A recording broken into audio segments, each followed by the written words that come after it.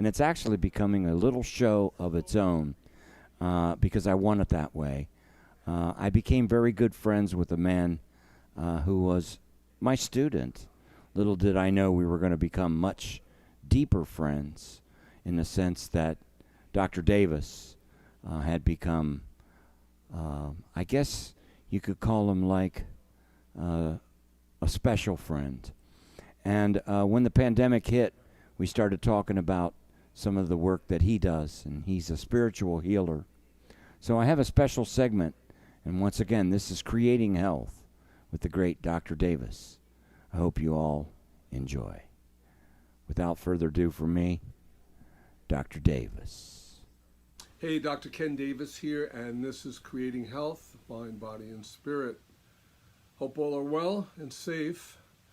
In our last video, I ended the video by presenting some ideas and concepts to you in regards to the three questions that have kind of haunted mankind over the millennia. And those three questions are, who am I? Why am I here? And what's my purpose? And these are questions I'm sure that we have all asked at some particular time in our life. So in giving you, and I asked, think about these questions this week and, see what you come up with. Or maybe you never think about it. So remember that in these videos and what I've been presenting over the weeks is to get you to look at some of the ideas and concepts that we've come to believe or look at and maybe never question, because again, in front of me over here is a chair, a stool, and if you never learned that that was a stool when you were an infant or a child, you wouldn't know that was a stool, or that's a chair, or that's a couch, or that's a... So these are things that become a part of our makeup. And remember, several videos back, I talked about what's called the mind machine, this computer that we have up here, and that there's inner space where things appear, or what we would call the mind. So I'm trying to get you to think, so to speak, outside of the box, that, there's many people I mentioned out there, that can get an A in a test, meaning that they have all the book knowledge and all of the information about the way life is, or about spirituality, or awareness, or health, or whatever, but they don't necessarily apply it in their life, but they can get the A on the test. So the ideas and concepts in which we've come to believe and adapt to and learn through the course of our life has to drop down from the idea and concept level to the experiential level. Because I believe in my own personal experience in an incredible life that I've lived, and many, many incredible experiences, travels around the world, every mystical site, and even the awesomeness of having Tony Monaco as my close friend and teacher, which is, to me, amazing. Meeting Tony and coming to even that. So we want to, the human experience and the human journey is really about that. It's all about having unique opportunities for experiences. It's really what it's all about. The ability to be able to experience everything that's occurring and that's appearing. But the thing is, without the judgment about it, that this is good, this is bad, this is up, this is down. And then we've talked about the story that gets attached to the judgment about it. And I've mentioned in past videos over the weeks, what if you could experience whatever's occurring? Just like reading, I've given the analogy of a novel, right? We've all read a novel at some point in time. And the author can write anything into the character. Health issues, money issues, job issues, business issues, and you name it. But when we're reading a novel or watching a movie or watching a TV show, we're not judging what's taking place. We're feeling, we're experiencing, we're feeling, and we're not judging it. And we bond generally to the main character or the hero. So I want you to think about that. Our mind doesn't engage. It doesn't judge when we're sitting in that movie theater waiting for the action. Wow, what's going to happen next? Is he going to get out of this mess? Is he going to find the buried treasure? Is he going to get the girl? And so forth. Believe it or not, our life is exactly the same. It's exactly the same. And this is what I and many, many other people around the world have come to experience. So what I'm trying to get you to look at is this whole human experience is about that. It's having unique opportunities for thoughts, feelings, sensations that appear in our body. But what if we could do it? I don't mean to be redundant. If we could experience it without the judgment about it. Oh, this is good, this is bad, this is... And then the story that the mind wants to attach to it based upon its internal program, like a computer. So getting back to those three questions that I mentioned, who am I, why am I here, and what's my purpose or mission? And how does it work? And what's behind it? Is there an intelligence behind it that's really controlling everything in the way in which it works? What if there is? What if you can come to understand that? Not as an idea and a concept, but as an experience. Be awesome, wouldn't it? Be awesome. It's possible. It's possible. As I mentioned again in the last tape, who am I? I said that in general spiritual circles, people can generally accept as an idea that I'm this infinite or spiritual being having this physical or human experience, not a human being trying to have a spiritual experience. So most people can kind of grasp that concept. So I'm going to ask you to do the same. Why am I here? The second question I posed last week was, I'm here to play a game.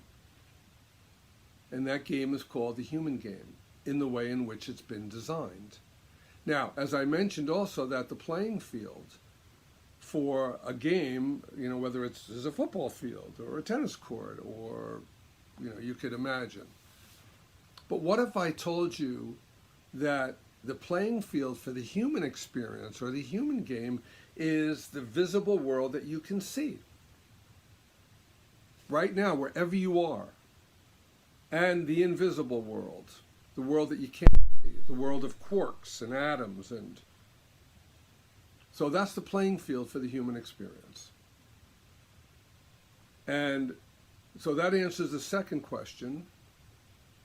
And the third question is, what's my mission and purpose? How does it work every day when I'm here? Because basically, if you really look at it, and just to remember, this is all about being brutally honest and truth, which is what my job is, to kind of try and shine the light of truth on things that I've come to experience, and is that you ever notice that we're all every day primarily built, we're going to wake up in the morning and we're going to go to bed at night. And during the course of a day, even if you have a schedule of a job that you see people or whatever, if you notice that sometimes, although the way in which things are planned, sometimes it doesn't work out that way. Things get canceled, the weather changes, something happens in your life, a family member, a friend needs help, or, you could imagine. But primarily, every day we're going to wake up, and at night we're going to go to bed. And we're going to see what unfolds during the course of the day, every single day. And that's basically the way in which the human experience happens. So I have, again, mentioned that what if you could imagine that what's taking place on a daily basis in your life, there's an element of you, Joe, Mary, John, that are really not in control of the process. So again, let's go back to the first question, who am I? I'm this spiritual being having this physical experience in the way in which it's been designed to be experienced. By who? Let's say that there's these infinite beings sitting around a table in infinite land. And they say to each other, now remember also, these infinite beings, they don't have a body, and in their natural state, they only know love and joy. They don't know emotion. And they say, it would be a blast and it would be a hoot if we could create a game called the human experience or the human game the way in which we design it. And imagine that you, listening to this tape right now, is that spiritual being. But to have the human experience, you, as that spiritual being, has to shape itself into a body and a mind, or a character, that we like to call it. Just like the author, J.K. Rowling, for example, those of you who know the Harry Potter stories, J.K. Rowling is the consciousness of her characters.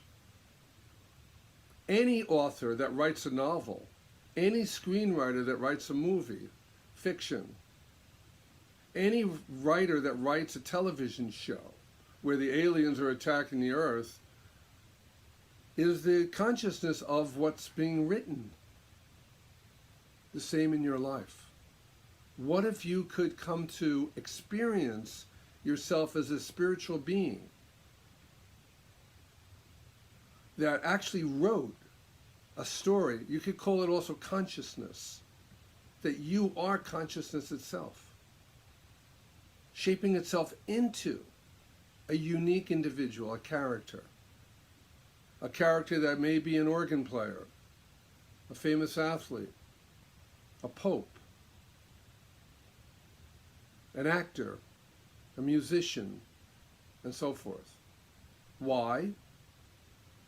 Because it wants to have the experience that it can't have in its natural state. Experience so through the perspective of this infinite being, you, shaping itself into a character, it can then have the human experience and all that it offers, which, as I mentioned earlier, is about having an experience or experiences.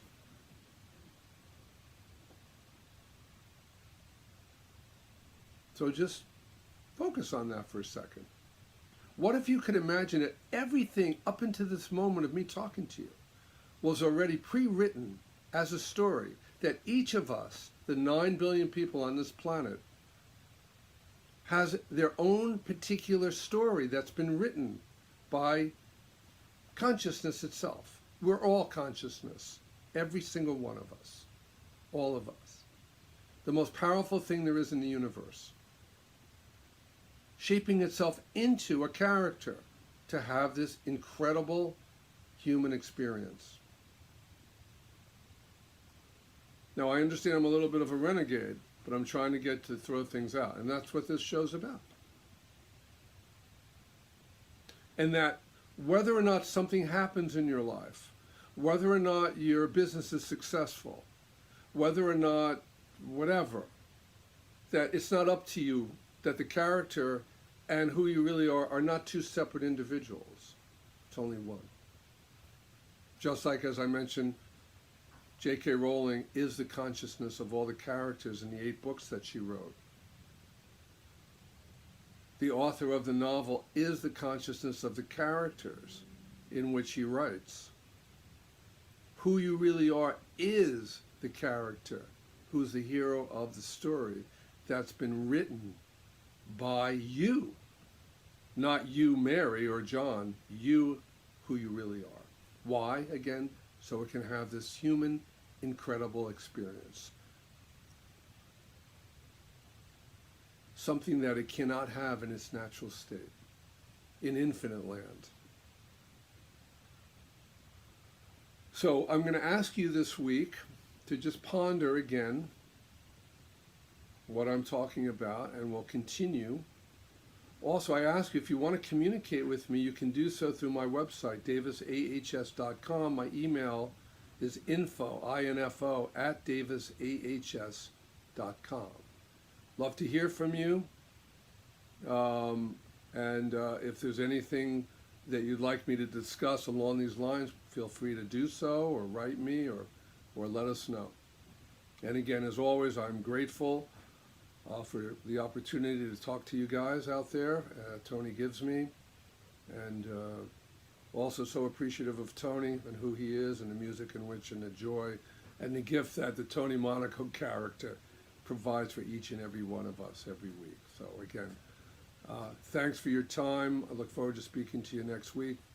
Listen to what I said, check it out, think about it this week, and we'll carry forth next week.